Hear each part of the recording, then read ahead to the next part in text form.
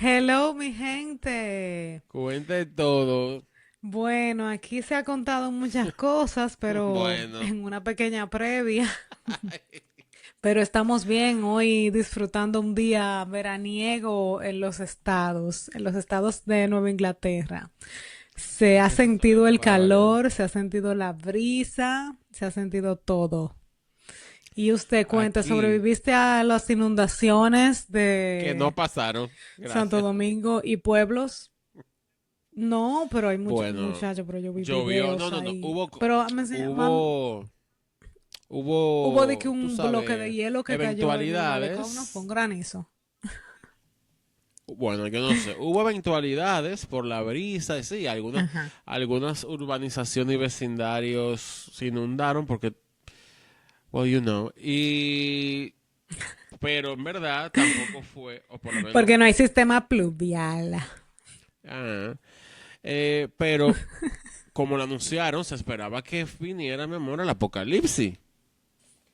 Bueno, Llovió pilas igual y claro, hubo daños, pero en verdad, gracias a Dios, no pasó a peor. a Hoy vamos mayores. Bueno, a, señores, hoy mi vamos a gente, nada, hablar díganme de qué de... vamos a hablar hoy. Espérate, pues bien, hoy vamos a hablar de un caso sin resolver. Bueno, Of técnicamente lo course. resolvieron, exacto. Técnicamente está resuelto, por It's a Lie. Así que Oh. vamos a hablar, tú Daylight. sabes, no vamos con el LAPD, pero vamos cerca a San Francisco. Oh, Em, wow. Okay. Esto ocurrió en Palo Alto, en San Francisco, en California. En el 98, tres cuerpos fueron encontrados en una casa y se pensó que fue un homicidio-suicidio, pero mientras estaba avanzando esta investigación, esta teoría, bueno, un grupo, ciertos miembros de las fuerzas policiales, eh, la descalificaron. Obviamente no la descalificaron oficialmente, pero para ellos está descalificada. Y eso, bueno, obviamente les voy a contar a Ajá. profundidad todo esto. El caso se conoce como los asesinatos de Tetris, porque una de las víctimas es Vladimir ¿Qué? Pokilko.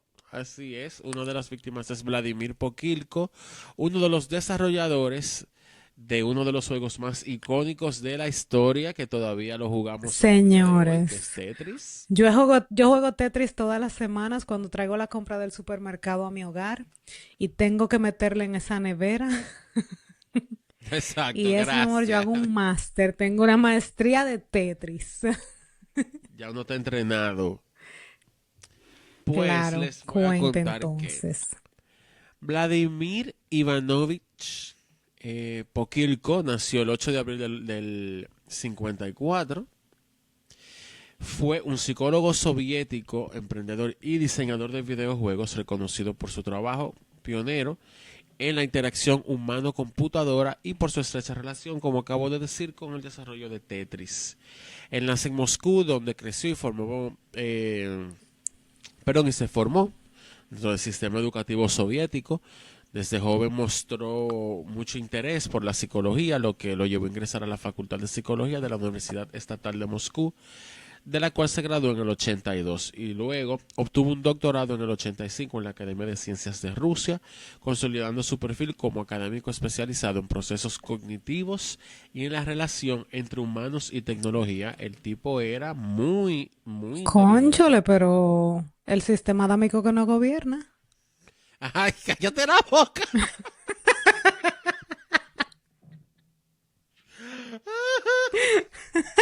Ay, ay. Hoy la acaban de condenar a esa. ¿Qué? No, A pero cinco espérate, años. señores, ¿what? Ay, Dios mío, no. Digo sí, pero Sí, wow. Ok. Próximamente en un podcast cerca de usted. así mismo. Sí, porque fue a 5 años, pero fue con una condición. La jueza, mira, vamos a dejar el tema porque nos vamos a descarriar. Sí, vamos, no, no, no, sí, voy a tener que buscarlo, señores. Ya acaba esto para buscarlo. Sí, desde que terminemos, para que tú te vayas para atrás como me fui yo. Muero. En sus primeros años profesionales trabajó como investigador junior de la primera Universidad Estatal de Medicina de Moscú. Fue como en este entorno donde él comienza a explorar nuevas formas de aplicar la psicología a herramientas tecnológicas emergentes y su vida da un giro decisivo gracias a su amistad con Alexei Pa- eh, Pasi- Pasitnov, vamos a decir así, Alexei, Alex. creador de, exacto, que fue el creador principal de Tetris. Vladimir no solo fue colaborador cercano, sino que fue el primer psicólogo clínico en realizar experimentos con Tetris y personas. Analizó cómo influía en la mente de los jugadores, contribuyendo a comprender por qué resultaba tan absorbente el juego. Su participación fue tan relevante que años más tarde la revista Forbes lo reconoció como co-creador influyente de Tetris. No. Más allá del análisis psicológico, Vladimir desempeñó un papel activo en el desarrollo y la comercialización de Tetris. Posteriormente continuó colaborando con Alexei en otros proyectos, como el videojuego Ice and Fire, desarrollado por Zombie Studios. En el 89 ambos fundaron en Moscú la empresa tecnológica Animatec, centrada en el desarrollo de software en 3D. En este marco de otro proyecto empresarial surgió la idea de crear programas orientados al bienestar emocional, lo que lo llevó al desarrollo de El Fish, un innovador videojuego que combinaba entretenimiento y elementos terapéuticos. Yo lo vi el juego porque hay un documental de esto y yo creo que mucha gente si lo ve creo que se podría acordar de ese juego, que es de los primeros Oh, wow. Windows de los 90. Wow. El En el plano personal, formó una familia junto a su esposa Yelena y tuvo un hijo, Peter, quienes también enfrentaron el proceso de adaptación a la vida en Estados Unidos una vez llegan allí. Obviamente marcado por un cambio cultural, imagínate, del cielo a la tierra, cambio lingüístico y social. Yelena estudiaba psicología clínica y abrió una escuela de yoga en Rusia. Se conocieron en la universidad. Yelena tenía una escuela popular de yoga cuando ya vivían en Palo Alto, que todo eso lo vamos o creo yo que lo vamos a hablar. Ya yo ni sé. Durante la década de los 80, TBD. exacto, durante la década de los 1980, la Unión Soviética, como muchas personas saben, atravesaba un colapso progresivo. La infraestructura se estaba deteriorando, las instituciones perdían solidez y la población quedaba en gran medida abandonada a su suerte. La escasez era constante y la vida cotidiana estaba marcada por mucha incertidumbre. En el 89, la caída del muro de Berlín marcó un punto de inflexión. El fin de la Guerra Fría se entendía que venía por ahí y comenzaron a abrirse oportunidades para científicos y emprendedores del bloque soviético en Occidente. En ese contexto apareció Hank Rogers, desarrollador de videojuegos y figura clave también en la expansión de Tetris, amigo cercano de Alexei, que también, como dije, era buen amigo de Vladimir. Rogers comprendía que, a pesar del éxito global del juego, sus creadores no estaban recibiendo beneficios proporcionales, por ello les propuso trasladarse a Estados Unidos. Alexei emigró en el 91 y Vladimir lo hizo posteriormente, y ya en Estados Unidos ambos intentaron abrirse camino en Silicon Valley, en plena expansión tecnológica, en un momento de mucho movimiento y mucha vaina tecnológica en Estados Unidos. Junto con Rogers establecieron alianzas para desarrollar software innovador y fundaron empresas como Animatec, que ya la tenían en Rusia, y también abrieron una dependencia en Estados Unidos. En ese periodo desarrollaron el juego que mencioné ahorita, que fue el Fish. Aunque tuvo cierto éxito de culto, en verdad obviamente no logró igualar el éxito de Tetris. A mediados de los 90 surgió un problema muy importante. Los derechos de Tetris fueron un temita aquí. Tras la caída de la Mm. Unión Soviética, la propiedad intelectual del juego quedó envuelta en confusión. No había contratos claros debido a que el sistema soviético, donde todo o sea, todo pertenecía al Estado. Si tú registrabas algo y era del Estado, tú no tenías derecho a propiedad intelectual de nada que era tuyo. Wow. Entonces, sí, entonces cuando esto se cae, todo esto quedó en el aire y yo podía ir y decir, ay, esa pintura la hizo Ámbar, mentira es mía, pan. Ya. Qué perra. Sí, entonces múltiples actores, y bueno, cuando digo actores, digo personas que accionan Personas. cosas, exacto, reclamaban su propiedad. Finalmente, Hank Rogers ayudó a reorganizar los derechos de Tetris junto a Lexi, dando origen a The Tetris Company y centralizando el control global del juego.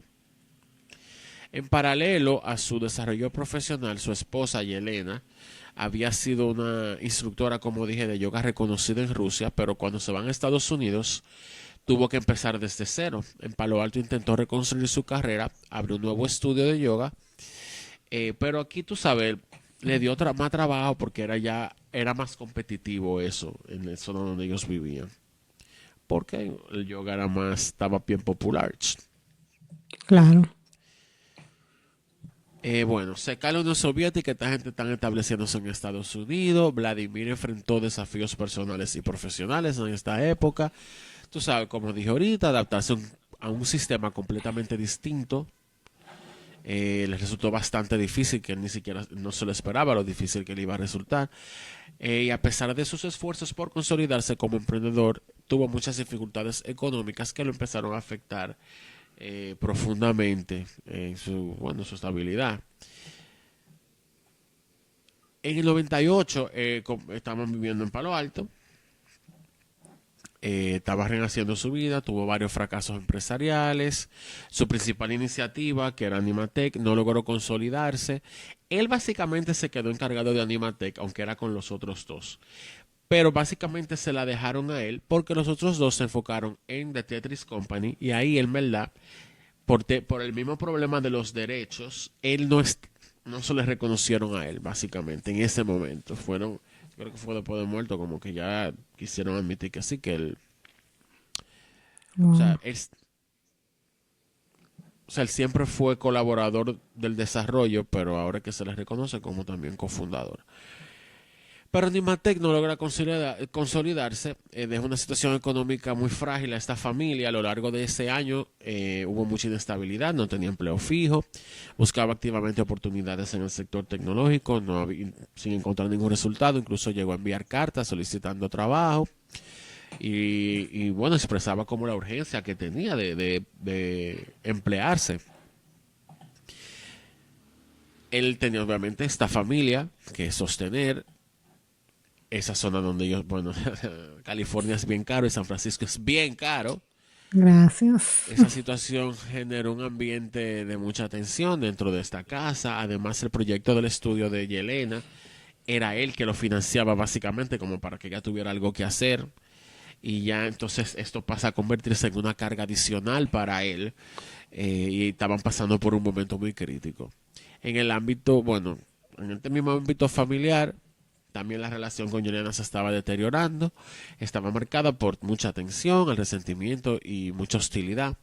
Estaban durmiendo en habitaciones separadas, lo que reflejaba una distancia emocional entre ellos. Un amigo cercano dijo que Yelena solía dormir sola, evidenciando que había una cierta fractura en la relación. A pesar de esto, Vladimir mantenía un vínculo muy cercano y muy afectuoso con su hijo Peter. A todo eso se sumaba un factor muy importante, que era la relación de Vladimir con la privación del sueño. Durante años en Rusia había participado en investigaciones sobre este tema, tanto como investigador como sujeto de estudio. Sin embargo, esas prácticas terminaron afectando negativamente, bueno, su vida. Con el tiempo llegó a dormir apenas 2 horas por noche, lo que deterioró gravemente también su estabilidad mental. Para mí eso es una locura. Vladimir, no. O sea, Por favor. eh, bueno, estamos, como dije hace un rato, ya en el 1998. Entonces su estabilidad mental empeora, su comportamiento se volvió errático y en episodios preocupantes afirmó ver ratas en la habitación. lo que le dejó saber como a la gente que se enteró, sus allegados, que había un quiebre con la realidad. Algunos allegados sospecharon que había retomado estas prácticas de privación de sueño en esta época. Su hijo Peter también percibía que su papá prácticamente no dormía. Unos meses antes, a septiembre del 98, todos esos factores se unen. Este fracaso profesional, la presión económica, los conflictos familiares, el aislamiento y el tema de su estabilidad mental. Así que Vladimir vivía en un estado de creciente inestabilidad donde todas estas cosas, expectativas que no se le estaban cumpliendo, estaban chocando constantemente con su realidad, y eso le estaba afectando bastante. El 22 de septiembre de 1998, un amigo cercano de la familia con un acento ruso muy marcado descubrió los cuerpos de Vladimir, su esposa Yelena y su hijo Peter en su casa en Palo Alto, California. Él había ido a la casa de ellos al no obtener respuesta de varias llamadas telefónicas. Entonces, hay unos detalles claves del caso. El amigo tenía una llave de la casa, llegó alrededor de las 3:30 p.m. para comprobar si todo estaba bien.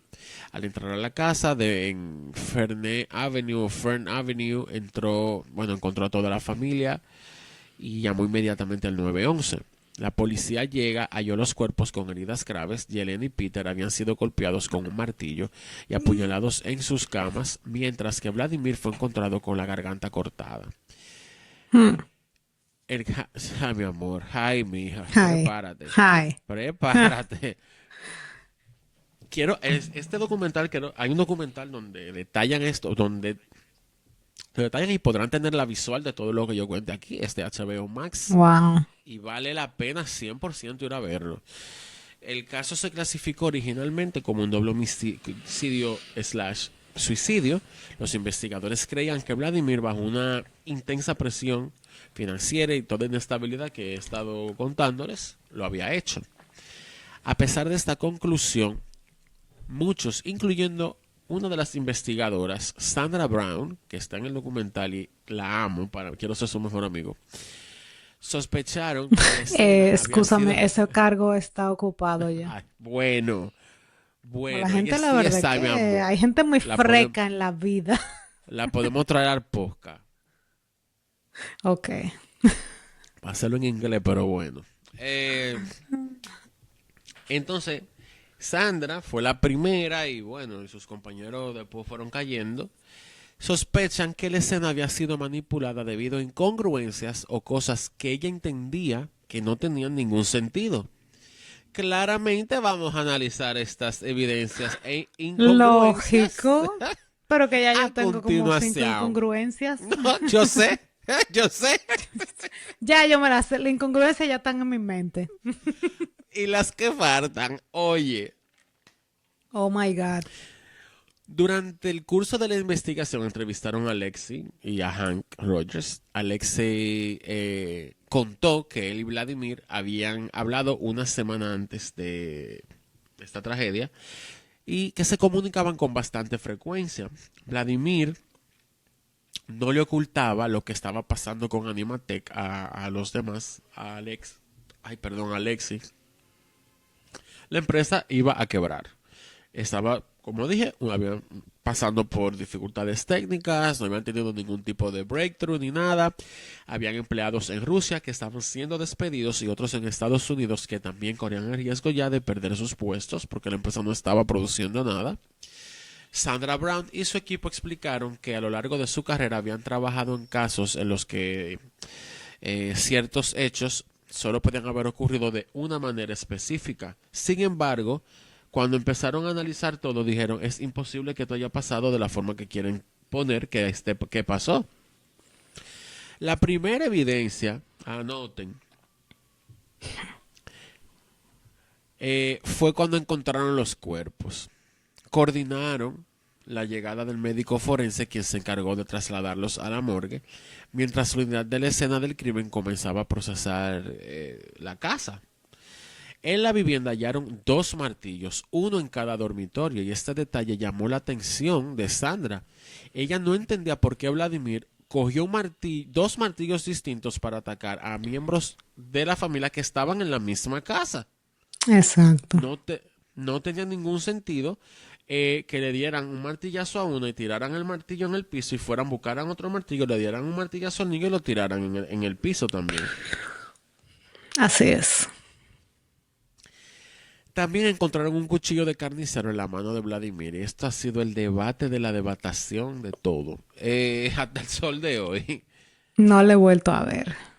Eh, con este cuchillo aparentemente él se cortó la garganta. Este hallazgo resultó bien alarmante. Sandra explicó que si una persona intenta cortarse la garganta, la primera reacción de dolor va a ser que tú sueltes el cuchillo para el piso, no te vas a cortar nada. Sin embargo, Señores, gracias, Sandra. el arma permaneció así en el puño de él, señores, miren, así. Al que está viendo y no está escuchando, yo voy a agarrar un lapicero. A ver. Ponte que esta es la navaja, Let the ¿verdad? record reflect. Ajá. Your Honor. De que Está el agarrando el cuchillo estaba... lapicero con una Ajá. mano. Él no se cortó la garganta de manera horizontal de un extremo de su garganta al otro.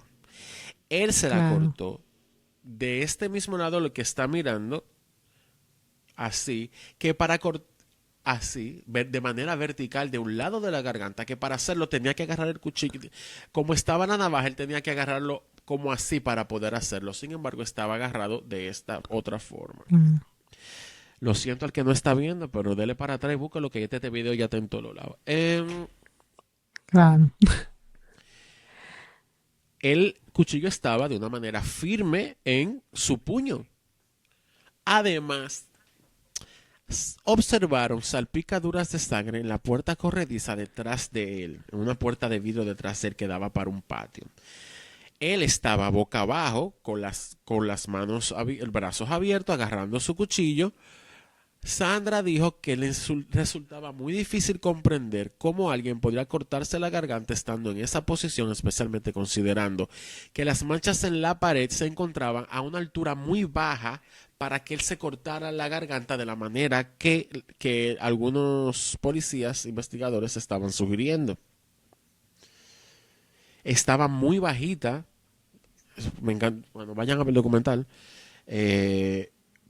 Para que haya sido un corte de garganta infligido. Infligido, claro. Mira, se veía que era un chorro que cae así de manera diagonal en la pared, que solamente pasa si una gente te corta. O sea, Claro. de una manera violenta. Si él lo hubiese hecho de una forma lenta, no hubiese caído nada en esa pared. Porque, ¿para dónde va a salpicar? Pero bueno, seguimos con las incongruencias.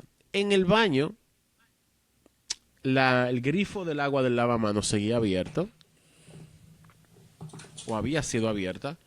La sangre parecía haber sido arrastrada hacia el desagüe, pero no estaba esparcida o sea, no estaba esparcida por toda el área, como sería habitual, sino que daba la impresión de haber sido limpiada. Otro detalle inquietante fue la ausencia total de huellas dactilares en los grifos, un lugar Claro. donde normalmente tú vas a encontrar la huella de Villeguito el que llega porque es un baño. Sandra destacó que en una casa habitada por una familia de 3 personas, madre, padre e hijo, lo esperable sería hallar huellas por todas partes. La falta de esto activó su alarma y dijo, aquí de verdad que no encaja una vaina. Tras una revisión más Claro. exhaustiva de la escena, todo le comenzó a parecer aún más extraño. Al ingresar a la oficina de Vladimir, agárrense, encontró una nota de suicidio escrita a mano sobre el escritorio. Cuando Sandra la leyó por primera vez, se quedó cula. ¿Qué decía? El mensaje Dios. decía, he sido devorado. Lo firmó como Vladimir. Debajo había otra sección que decía, solo recuerda que yo existo. En inglés era, just remember that I am exist. firmado como ¿Qué? The Devil. Ajá. No The Devil con E, The Devil con A, escrito Davil. Y aquí ¿Qué? se quedaron todo, ajá, se quedaron todo como que, what is happening up in her? What? Así es. What? No, yo estoy aquí, yo estoy aquí para, no entiendo. Sandra recordó el momento en que analizó detenidamente la nota, explicó que ella y otro detective apellido Scott tenían interpretaciones distintas. Scott creía que Vladimir la había escrito bajo la influencia de algo malévolo, como si estuviera poseído, dominado por una fuerza oscura. Pero Sandra dijo, no, manito. Es más probable que alguien hubiera querido hacer creer a quienes encontraran todo esto que el diablo se le metió a este hombre y estaba hablando a través de él. Pero no somos locos. Claro. Aquí pasó otra cosa.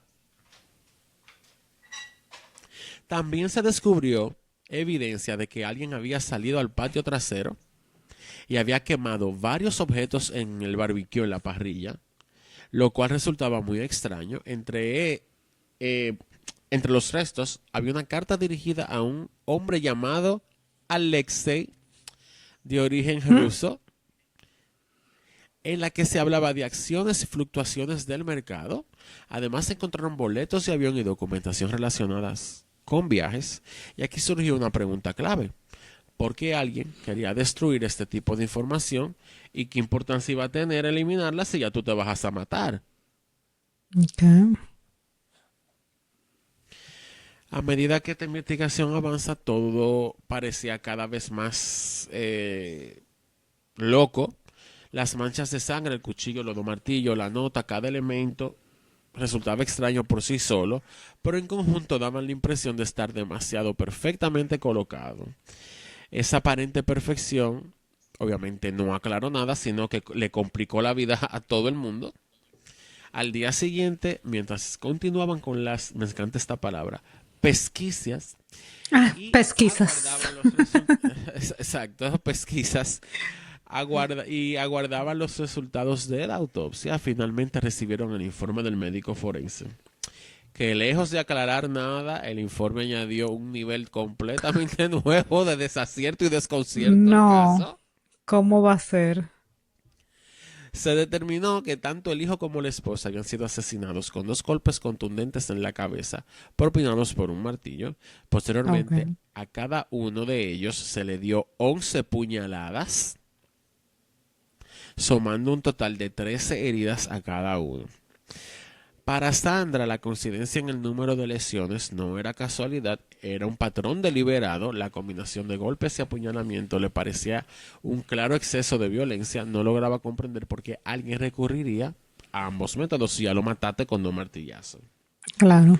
Además, como dije ahorita, el uso de dos martillos distintos reforzaba las sospechas de Sandra. Ese detalle planteaba una posibilidad de que hubiera más de una persona involucrada en este crimen, quizás dos, cada uno con su Ese propia arma detalle, ¿no? participando en... Desde los martillos sabemos eso. Exacto. Los distintos miembros del equipo consiguieron que el contenido de la nota incrementaba la sensación de inquietud que ya rodeaba este caso. El médico forense determinó inicialmente que se trataba de un suicidio. Sin embargo, cuando algunos investigadores revisaron el informe, surgieron dudas. Las heridas no parecían compatibles con autolesión. Les resultaba difícil creer que una persona pudiera infligirse un daño de esta magnitud, soportar ese nivel de dolor y quedarse con el jodido cuchillo agarrado. A pesar de estas reservas, el caso fue oficialmente clasificado como homicidio-suicidio, pero los investigadores no quedaron conformes con la conclusión. Todos sentían que había algo más grande detrás de esto y empezaron a cuestionar si Vladimir iba a matar a toda su familia por dinero. Sandra Brown explicó que cuando el informe del forense, bueno, que según el informe del forense, el caso, como dije, suicidio, homicidio-suicidio, Vladimir, según el informe, mató a su esposa, mató a su hijo y antes bueno, después se quita la vida. Sin embargo, añadió que si se aceptaba esa versión, los hechos tendrían que haber ocurrido de la siguiente manera. La noche del crimen, Yelena y Peter se fueron a dormir. En algún momento, Vladimir habría perdido el control, tomó un martillo y entró en una de las habitaciones, donde golpeó a Yelena en la cabeza. Después dejó ese martillo, salió hacia el garaje, tomó otro distinto y lo utilizó para atacar a su hijo Peter en otra habitación. Luego habría tomado un cuchillo, regresado con Yelena para apuñalarla 11 veces. Acto seguido se dirigió a donde su hijo a hacer lo mismo. Después de los ataques, según esta reconstrucción, Vladimir habría ido al baño, donde lavó el cuchillo y limpió la escena cuidadosamente para eliminar huellas dactilares y restos de sangre. Posteriormente, también habría limpiado los martillos y los habría dejado en las habitaciones de cada víctima, que tampoco hace sentido. ¿Y por qué él va a limpiar todas esas huellas si él se va a matar? Exacto, gracias. Yo estoy aquí, estoy haciendo señas para el que no me está viendo y me está escuchando. Haciendo mis caras características. Exacto. Ella dice que entonces, después que él hizo eso, fue y escribió la nota diciendo que el diablo se le había metido, redactada parcialmente en inglés y parcialmente en ruso. Luego había encendido un fuego en el barbecue en el patio para quemar documentos. Finalmente se corta la garganta, pero incluso este último acto resultaba problemático para Sandra. Según describió, no se trataba de un corte típico. La mecánica del movimiento era forzada y poco natural, implicaba levantar el brazo en una posición incómoda, como traté de mostrar hace un rato, realizar un corte descendente de varios centímetros que provocaría una hemorragia inmediata y severa. Según esta versión, tras infligirse la herida, Vladimir habría caído al suelo sujetando el cuchillo en la mano. Para Sandra, ese detalle seguía siendo muy difícil de aceptar. La pregunta de ella le persistía: ¿cómo es posible que alguien se cause una herida de esta magnitud, caiga al piso y no suelte el jodido cuchillo? Pues ella explicó que el forense atribuyó el hecho de que el cuchillo permaneciera en la mano de Vladimir como un espasmo cadavérico, un fenómeno en el que el cuerpo se tensa en el momento de la muerte. Sin embargo, otro detalle generaba aún más dudas. En el arma se encontraron impresiones de una palma de una mano, no de las huellas, pero de los dedos, pero de la palma de una mano. Señaló ella lo extraño de esto. En una mano, las huellas de la palma y las de los dedos están estrechamente relacionadas. Por ello, resulta difícil entender cómo podía aparecer las huellas de la mano, pero no la de los dedos. Estas inconsistencias que siguen acumulándose, también la salpicadura en la pared, todas las armas, todo el mundo, la nota y todo y todo y todo. Ella se convenció de que alguien montó todo esto para que esto pareciera un homicidio-suicidio. Ella recalcó que no era la única que tenía esta duda. Si hubiera sido solo una impresión personal, ella dijo, habría podido atribuirlo a una interpretación errónea, pero no era así. El investigador Denson, que era el encargado principal del caso en aquel momento, también consideraba que había elementos extraños. En condiciones normales, se esperaría encontrar huellas dactilares en las armas. Sin embargo, en ese caso no lograron recuperar huellas claras ni siquiera en superficies donde deberían haber estado presentes, lo cual era sumamente inusual. Las heridas en el cuerpo de Vladimir también despertaban sospechas. Presentaba, como dije, el corte en el cuello, una lesión de gran gravedad que para Brown era muy difícil hacérselo él solo.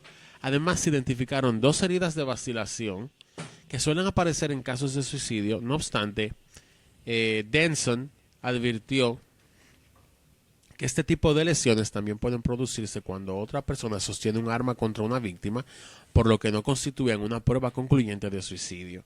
Denson dejó claro que no aceptaba la conclusión de que el Vladimir se hubiera quitado la vida.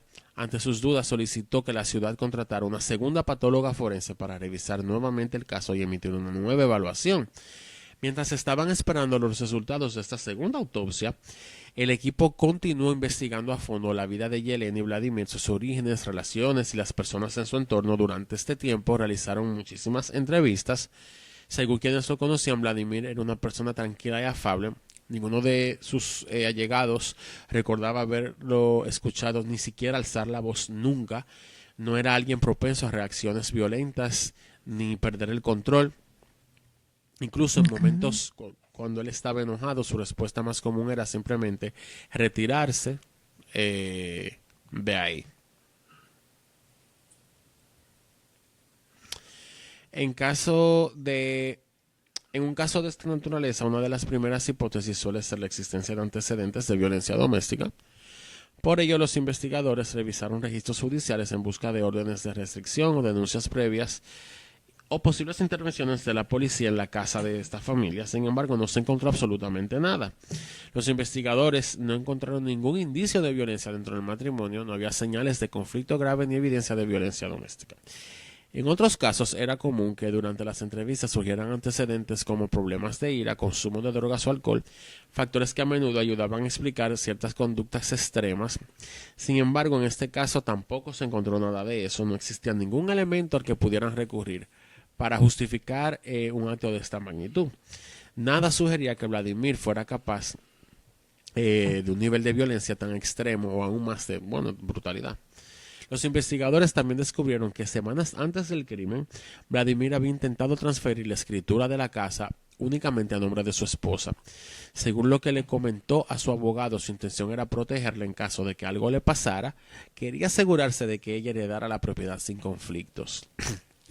Temía que tras su muerte su madre pudiera disputar legalmente la vivienda en lugar de que ésta se quedara en manos de la esposa.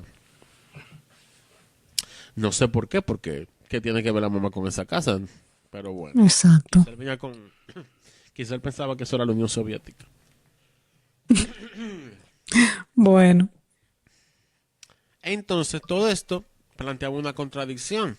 ¿Por qué alguien que estaba tomando medidas para beneficiar a su esposa planearía asesinarla?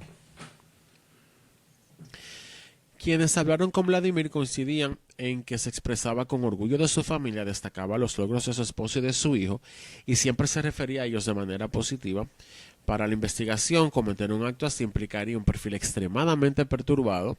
Muchos dudaban que Vladimir encajara con este tipo de personalidad. Paralelamente, el equipo continuó explorando la posibilidad de que otras personas hubieran estado involucradas en esta situación, en esta tragedia. Vladimir había llegado a Estados Unidos con la intención de emprender un nuevo negocio y su empresa contaba con empleados rusos que trabajaban en el país bajo distintos tipos de visa. En la década de los 90, Silicon Valley atraía a mucha gente del mundo. Aunque la llegada de gente profesional de Rusia era relativamente reciente, muchos de ellos emigraban con la expectativa, como todo el mundo, de una vida mejor. Sin embargo, como mencioné al principio, la transición desde la Unión Soviética, incluso en los últimos años, hacia Estados Unidos, era un cambio muy profundo, en muchos casos muy difícil de asimilar. Los investigadores consideraban que Vladimir y su familia probablemente habían llegado a Estados Unidos con la esperanza de construir algo mejor. Animatec, como dije, atravesaba por todas estas dificultades. Si la empresa quebraba, muchos de sus empleados, especialmente los que estaban en Estados Unidos con visa de trabajo, iban a perder su estatus legal y podrían ser deportados. Además, Vladimir no solo estaba despidiendo personal en Estados Unidos, como dije, sino que también en Rusia. En ese contexto, comenzó a recibir correos electrónicos cargados de odio por parte de algunos empleados, lo cual obviamente también levanta sospechas. Aún así, ninguna de esas comunicaciones permitió identificar a un sospechoso concreto ni aportó pruebas suficientes para avanzar en esta dirección. Con eso no se concluyó nada. Sin embargo, 2 días después de iniciada la investigación, el caso de un giro inesperado, el equipo recibió una llamada del FBI ofreciendo voluntariamente su colaboración, lo cual despertó mucha sospecha por parte de la policía. Claro. Yo iba a decir, yo de una vez dije, no que nada bueno. They're not that good. Para la policía, esta intervención representaba un nivel completamente distinto. La participación planteaba una duda porque una agencia federal se interesó en lo que en apariencia o a primera vista era un caso de homicidio-suicidio en Palo Alto. Así que esto lo que hizo fue despertar más sospechas en el equipo de investigación, que ya de por sí no estaban conformes con las conclusiones. Los investigadores sospechaban que el FBI se había enterado del caso a través de los medios, ya que había recibido una amplia cobertura. La escena del crimen era muy fuerte y violenta, lo que había captado la atención pública. El primer contacto con el FBI lo realizó un agente especial que además actuaba como intérprete ruso. En un inicio ofreció su apoyo con la traducción y posteriormente enviaron a su propia unidad de escena del crimen a colaborar con la investigación. Sin embargo, este procedimiento fue un poco inusual. Normalmente las agencias federales no intervienen en un caso sin una invitación previa de las autoridades locales. En esta ocasión, el FBI fue quien tomó la iniciativa, lo que generó, tú sabes, preocupación. Para algunos Claro. esto sugería que la gente, claro, eso sugería que el FBI sabía algo más que la policía de Palo Alto no sabía. Y no quería que la policía lo supiera. Exactamente. En esta Gracias. tesitura, la nota de suicidio fue entregada al FBI para realizar un análisis de escritura y el resultado fue claro. La nota sí fue escrita por Vladimir, Oh. según ellos. Mm. No obstante, esto no le quitó la duda a nadie. Un amigo cercano, al conocer el contenido de la carta, se sorprendió. Él sale en el documental. Ese amigo señaló que estaba redactada en inglés a pesar de que el dominio del idioma de Vladimir no era particularmente bueno. Además destacó que no era una persona religiosa, por lo que el tono y el contenido del mensaje le resultaban muy extraños. Y aún así los peritos confirmaron de manera concluyente que la escritura le pertenecía a Vladimir. Para Ok. algunos investigadores, esto habría otra posibilidad inquietante, que Vladimir había sido obligado a escribir esta carta.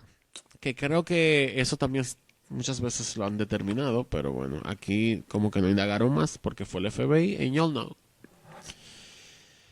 Claro, a ellos no les Mientras interesaba tanto, indagar. exacto.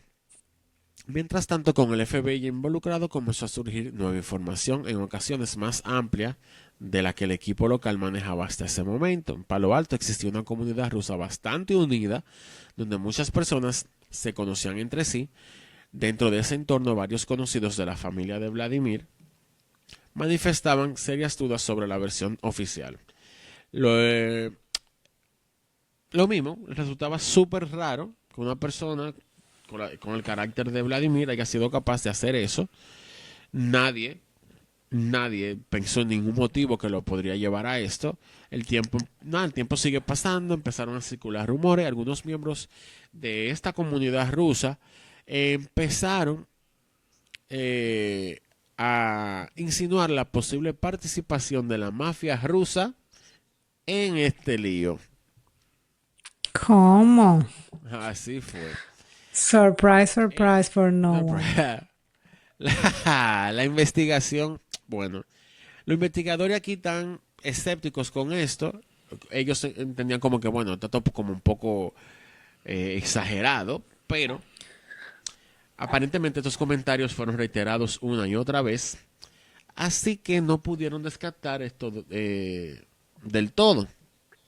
Y ante la falta de respuestas claras, dijeron, bueno, vamos manteniendo con la mente abierta, no nunca saben.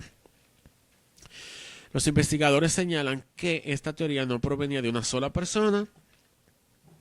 La idea de que la mafia rusa estaba involucrada llegó de muchas de diferentes fuentes. Uno de los agentes recordó que un colega le comentó algo que le habían dicho. Ustedes no lo entienden, el símbolo de la Unión Soviética era el martillo y la hoz. Y las armas utilizadas en este caso fue No. un martillo y un cuchillo. Le dijeron a ellos, esto es un mensaje claro. Ok. Esa interpretación abre una línea nueva de reflexión. ¿Era posible que se tratara de algo deliberado o podría la mafia haber querido enviar una advertencia no solo a la familia sino a toda la comunidad rusa de Palo Alto? Algunos expertos en la mafia rusa coincidieron que el caso presentaba múltiples señales de alerta. Los investigadores señalaron que muchas de las personas rusas entrevistadas en relación con el caso compartían una creencia en común. En Rusia, especialmente en los años 90, cualquier persona involucrada en negocios estaba de una forma u otra sujeta a las exigencias de la mafia. Según estos testimonios, para poder operar, los empresarios debían realizar pagos regulares, una práctica que algunos describían como pagar impuestos a la mafia rusa. El principio era este, o sea, si tenías tu negocio, ya tú eras como un blanco para la mafia. O sea, todo giraba en torno al dinero. Si tú te ganabas algo, tú tienes que tener su mensualidad a la mafia rusa. Lo que, bueno, si este hombre no tiene un chele, no le está pagando a la mafia rusa, quizá la cosa puede venir por ahí. Wow.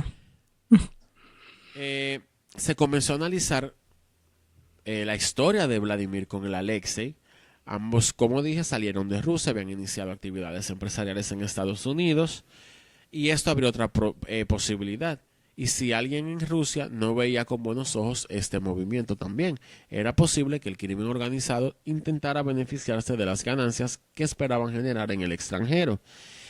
En los años 90, el concepto de protección era fundamental para hacer negocios. Para el 98, Alexei tenía el control, como dije, de la compañía de Tetris Company, una propiedad que le generaba millones de dólares. Además, contaba con el respaldo de la oligarquía, alguien con poder suficiente para ofrecer protección frente a conflictos criminales y políticos. Vladimir, en cambio, no tenía ese apoyo y esa protección, porque él estaba fuera del negocio de Tetris y operaba de manera independiente con Animatec, lo que lo dejó expuesto. Una de las hipótesis que surgió fue que la mafia entonces quería tomar el control de la compañía. Durante la investigación se entrevistó a la controladora financiera de Animatec. Los investigadores buscaban también indicios de posibles pagos de extorsión. Ella mencionó que se emitían 3 cheques mensuales en distintas cantidades y que uno de ellos se destinaba regularmente a cuentas en el extranjero sin que ella supiera exactamente a quién le pertenecían, y ese detalle levantó sospechas también para los investigadores. Aunque no se pudo confirmar la participación directa de la mafia, o no se ha podido,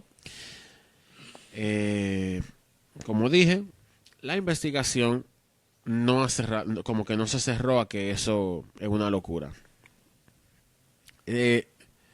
También se contó que él había mencionado la existencia de ciertos inversionistas, pero evitaba dar detalles sobre su identidad. Y esto genera nuevas preguntas. ¿Quiénes serán esta gente? Esto era crimen organizado, y él se refería a ellos como inversionistas.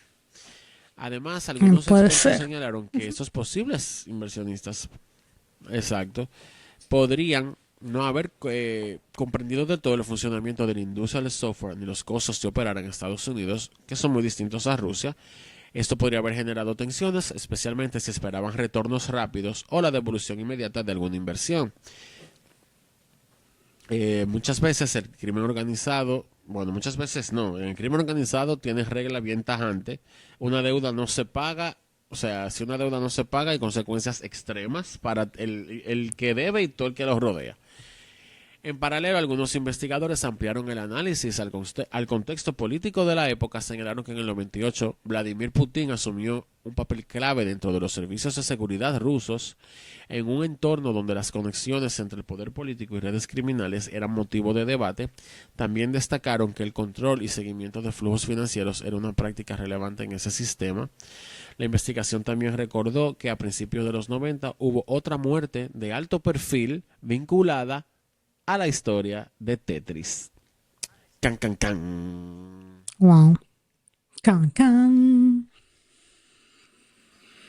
Robert Maxwell, un magnate de los medios del Reino Unido, considerado por muchos como una figura equivalente a Rupert Murdoch en los 80, y es el papá de Ghislaine Maxwell, falleció en 1991. Ajá. Él fallece en el 91 en circunstancias misteriosas. Estaba a bordo de su yate en el Mediterráneo, el cual llevaba el nombre de su hija, cuando desapareció una noche. Posteriormente se encuentra su cuerpo flotando en el agua sin ropa. Se realizaron 3 autopsias, pero los médicos forenses no lograron llegar a un consenso sobre la causa de su muerte. A lo largo del tiempo se sugirieron teorías, entre ellas la posibilidad de que fue asesinado. Una de esas hipótesis apuntaba a un posible conflicto con intereses rusos relacionados con Tetris. En la década de los 80, la empresa de Maxwell, Mirrorsoft, producía y comercializaba cartuchos del juego. Sin embargo, en algún momento surgieron dudas sobre la legalidad de estas operaciones. Cuando las autoridades rusas fueron consultadas, afirmaron no haber autorizado dichas licencias ni haber recibido compensación. Desde esa perspectiva, Maxwell habría estado obteniendo beneficios económicos significativos sin autorización, lo que pudo haber generado, obviamente, esta tensión. Según esta línea de pensamiento, el descontento habría sido lo suficientemente serio para provocar represalias. Años después, Maxwell murió, como dije, en situaciones que nunca se aclararon del todo. Para algunos investigadores, el vínculo entre ambos casos era muy inquietante. Tetris aparecía como un elemento en común. Esta coincidencia no, obviamente no le disipaba duda a nadie, era más duda todavía para todo el mundo. Y entendían que no era una casualidad, lo interpretaron como una señal de alerta que justificaba profundizar en las conexiones ocultas del caso. En este punto de la investigación resultaba imprescindible mirar más allá de lo evidente, como la espada del augurio. El augurio. Algunos investigadores señalaron que este tipo de situaciones no les resultaban desconocidas en ciertos contextos, especialmente en Rusia. Durante esta época existía la idea recurrente de cómo hacer un asesinato, que un asesinato pareciera un accidente o suicidio. Según esas percepciones, el crimen organizado habría perfeccionado este tipo de método. En la escena, los investigadores buscaban pruebas concluyentes, algún indicio claro de la intervención de un tercero. Sin embargo, no encontraron nada que apuntara directamente a un sospechoso externo.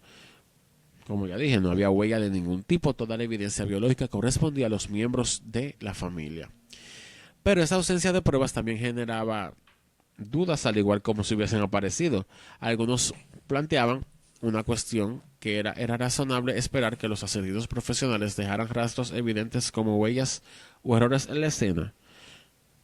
En verdad, una pregunta válida. Para ciertos miembros del equipo, esto sugería un nivel distinto de ejecución, algo mucho más sofisticado. En los 90 se tenía conocimiento de la presencia de sicarios rusos operando fuera de su país de origen, incluso en Estados Unidos. Bajo esta hipótesis, la distancia geográfica no representaba una barrera para hacer nada. Era solamente darle la orden a estas personas para que ejecutaran un crimen. Desde esta perspectiva surgió una interpretación aún más inquietante. Si se trataba de un ajuste de cuentas, los agresores podrían haber asesinado primero a la esposa y al hijo como forma de castigo, obligando a Vladimir a presenciarlo, y luego lo mataron a él. A esto se sumaba otro elemento que continuaba generando sospechas: la participación del FBI desde etapas tempranas del caso.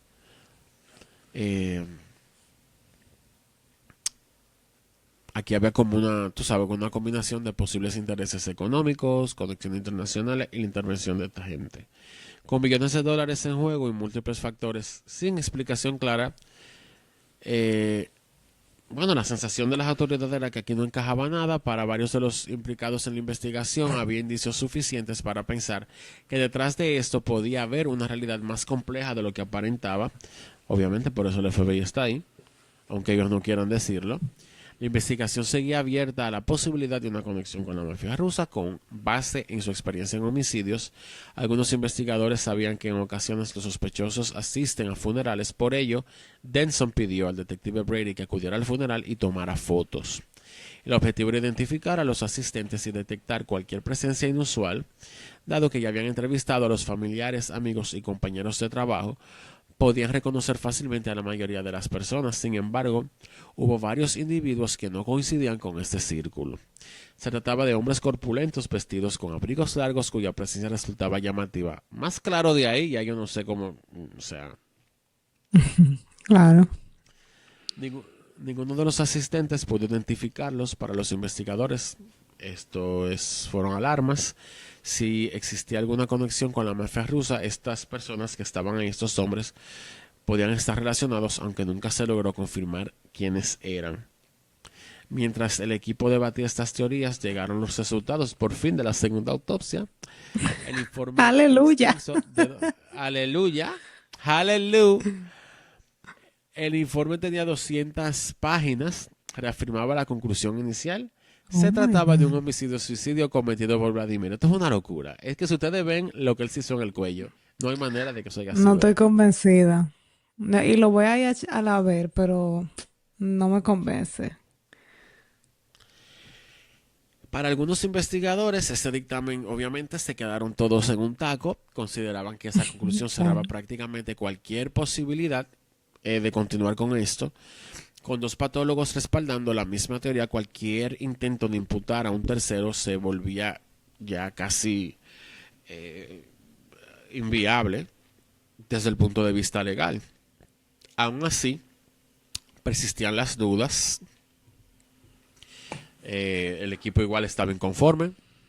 No estaban convencidos de que era Vladimir. Se preguntaban por qué la investigación había concluido tan rápidamente, pese a todas estas inconsistencias e incongruencias y elementos que no pudieron resolver. Y esto pasó el tiempo y todos se quedaron con eso. En medio de todo esto No. surge un documento inesperado. Ya hoy, o sea, vamos a brincar ya más adelante. Al 2022, por ahí.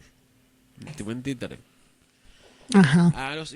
Surge un documento que los investigadores nunca habían visto en la investigación original. Del 98, gracias.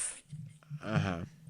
En una citación judicial federal emitida apenas 2 días después de los crímenes, el documento procedente del Tribunal del Distrito de los Estados Unidos para el Distrito Norte de Carolina indicaba que formaba parte de una investigación criminal federal.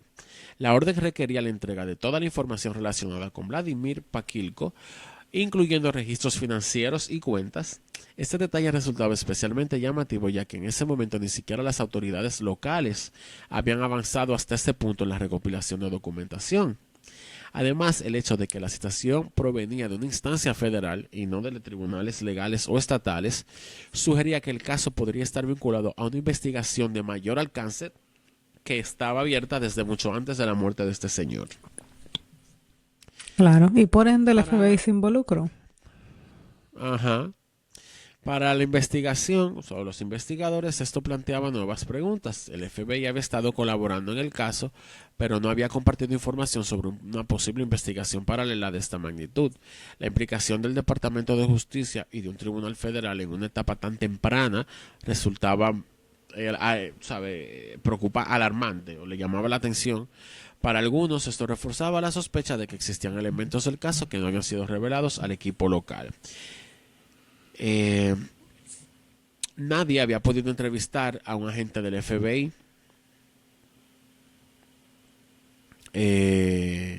que solicitó, o sea, no se pudo entrevistar al agente del FBI que solicitó estos documentos. El agente Rick Smith, un agente del FBI ya retirado, sí hizo declaraciones sobre qué tan involucrado estaba el FBI en el caso. Explicó que antes de retirarse había sido supervisor de una unidad de contrainteligencia soviética durante más de 2 décadas. Formó parte del llamado Squad 14, cuya misión era identificar agentes del KGB que intentaban obtener información sensible de Estados Unidos. En ese contexto, el KGB era considerado un adversario directo. Desde esta experiencia planteó una hipótesis interesante. Podría haber existido una investigación previa en el curso por parte del FBI y la Fiscalía Federal. El hecho de que se emitiera esta citación judicial el mismo día en que se abrió el caso resultaba altamente inusual. Para él esto sugería que el FBI ya estaba investigando a Vladimir mucho antes de estos hechos. Bajo esa interpretación, esta intervención rápida del FBI no era una reacción al crimen en sí, sino la continuación de una investigación ya existente. El homicidio por sí solo difícilmente habría atraído a la atención del FBI, dijo este señor.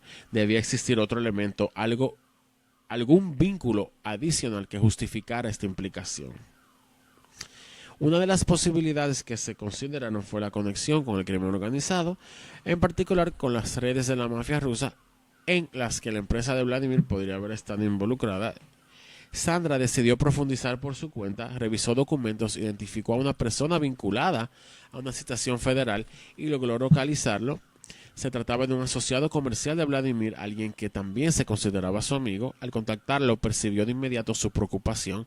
Ella grabó la llamada y en el documental la ponen. La persona se mostró cautelosa e expresó temor por su seguridad, lo que llevó a Sandra a mantener su identidad en el documental reservada.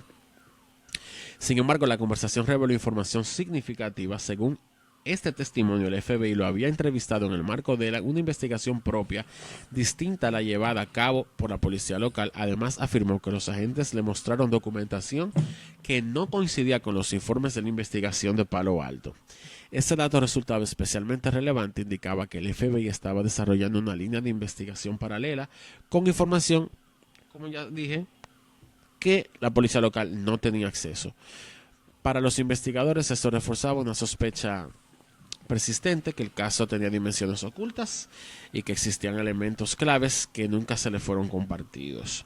El testigo fue claro: esto no fue un homicidio-suicidio. Para los investigadores, ese punto era fundamental. Escuchar esta opinión resultó impactante, pero al mismo tiempo reforzó esta intuición de Sandra y de sus compañeros durante todo este tiempo. Ya esta llamada fue los otros días. Además, el testigo coincidía en otra idea. Consideraba que el caso podía estar relacionado con la mafia rusa. Esta afirmación reavivó las sospechas y dio nuevo impulso a una línea de investigación que nunca había sido completamente descartada, con la certeza de que el FBI había manejado su propio expediente.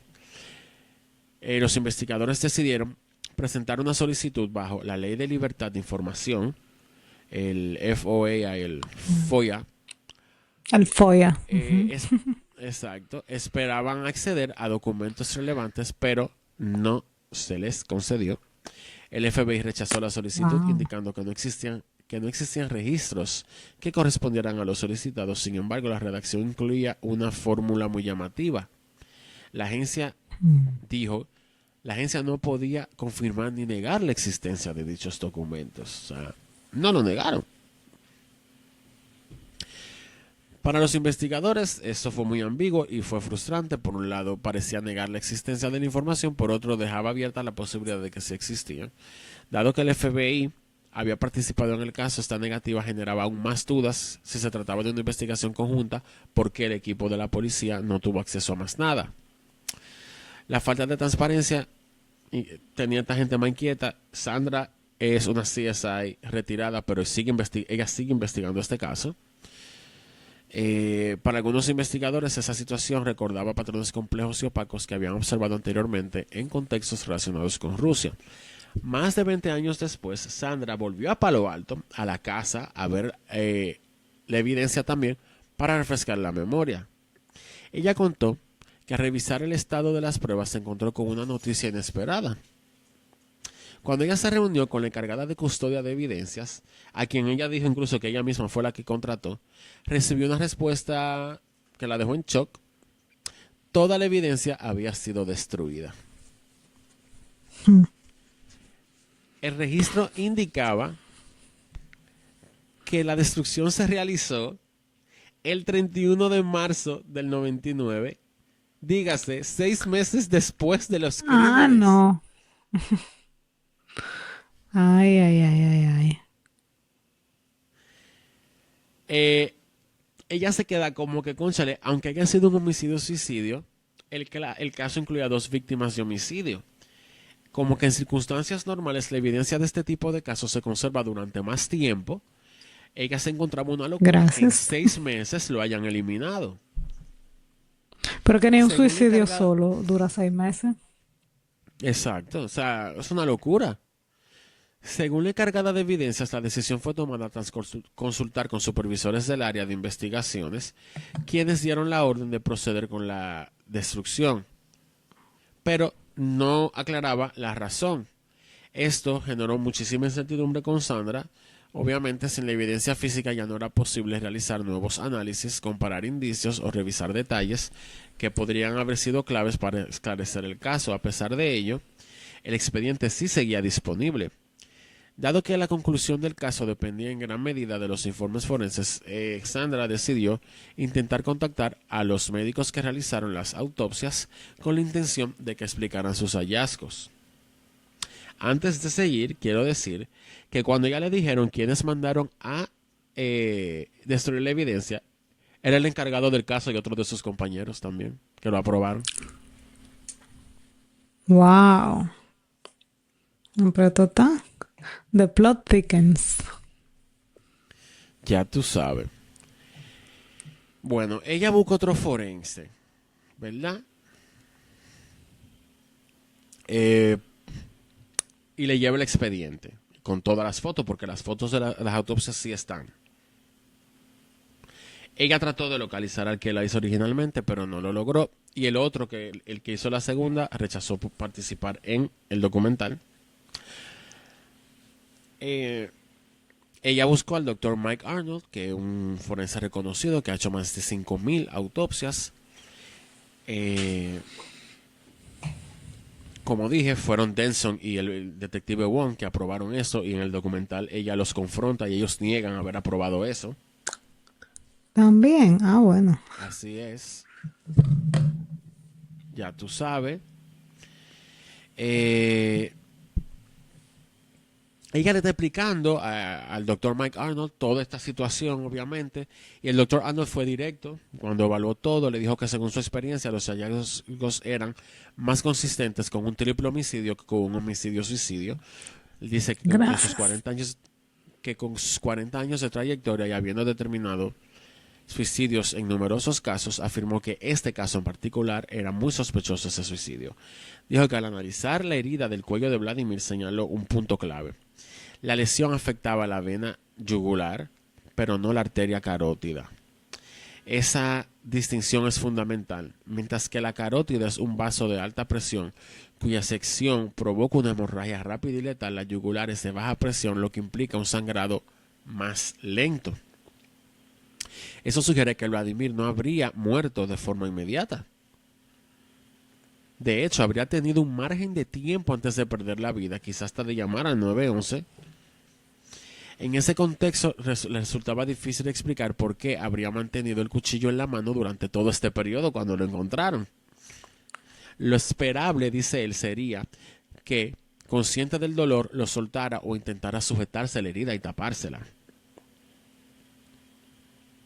El informe mencionaba el término, como dije al principio, espasmo cadavérico, para justificar que el arma permanecía en la mano de Vladimir. El doctor Arnold cuestionó esta interpretación, explicó que este fenómeno se asocia con muertes extremadamente rápidas en las que el cuerpo queda rígido de forma instantánea. Según su experiencia, Vladimir no falleció en esas condiciones. Además, señaló que nunca había observado personalmente un caso de espasmos cadavéricos ni conocía colegas que lo hubieran documentado de forma concluyente. Por ello consideraba que esa explicación podía haber sido adoptada, sin un análisis suficientemente riguroso. Otro aspecto relevante eran las llamadas heridas de vacilación que mencioné hace un tiempo. 2 cortes menores en el cuello, además de la lesión principal. Estas marcas suelen asociarse con intentos de suicidio. No obstante, el doctor Arnold advirtió que no constituyen una prueba definitiva de que fue suicidio. De hecho, explicó que este tipo de lesiones también pueden aparecer en contextos de agresión. Por ejemplo, podrían ser resultado de una amenaza o coerción previa, donde el agresor utilizaba el arma para intimidar antes de infligir la herida fatal. En ese sentido, planteó una posibilidad inquietante. Esas marcas no fueron de vacilación, sino producto de un acto de violencia intencional, potencialmente relacionado con tortura. Desde el punto de vista forense, ambas situaciones pueden presentar características muy similares, lo que dificulta diferenciarlas con certeza.